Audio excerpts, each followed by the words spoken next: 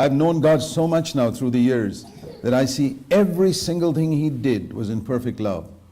You can't explain it to kindergarten children who don't understand God's love. Kindergarten children, spiritual kindergarten children, they could be 60 years old, 70 years old, and they're spiritually in the kindergarten. They only understand human love. God's love is a far greater level than human love.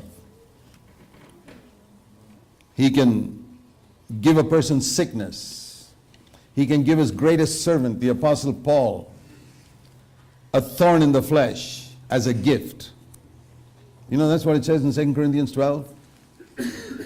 There was given to me, 2 Corinthians 12, a thorn in the flesh. A given means a gift.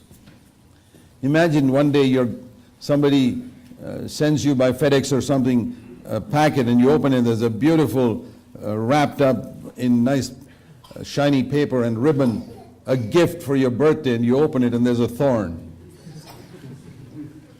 Only God would give gifts like that, because He loves us.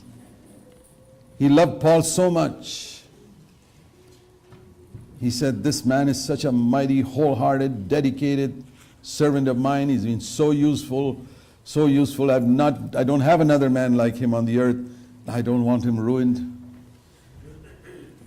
And I know how there's a tendency in the flesh of man to become proud.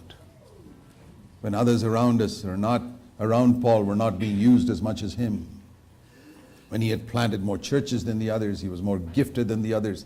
His prayers were answered. He'd even raised the dead. He had written scripture. More scripture than anyone else in the New Testament. And there was the danger. Even Paul was in danger of getting puffed up. And there's an unchangeable law of God that God opposes the proud. It doesn't matter who it is. Even if it's Paul, He'll oppose it. And He gives grace only to the humble. That's an unchangeable law of God.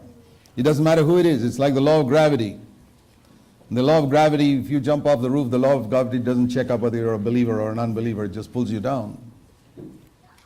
It makes absolutely no difference to the law of gravity who you are. If you violate it, you suffer for it. It's like that with God. God opposes the proud, it says. And it doesn't matter if that proud person is Hitler, or it doesn't matter if that proud person is the Apostle Paul. God will oppose him. But He gives grace to the humble. And the way I picture that verse in 1 Peter 5:5 is that God gives me grace means He gets behind me and pushes me forward. And I can have all my lusts opposing me, the devil opposing me, men opposing me, all 7 billion people in the world opposing me. They will not be able to conquer, because God's pushing me forward. Nothing can stop me from fulfilling God's will. Mountains cannot stand in my way. But the moment I become proud,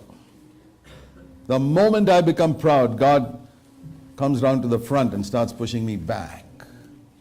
Now, I've already got so many things pushing me back. The devil, people who hate me, my lusts. And on top of that, if God Himself begins to push me back, I'm doomed.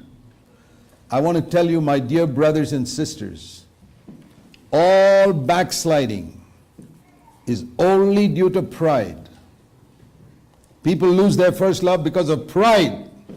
What is backsliding? Backsliding means God's pushing you back.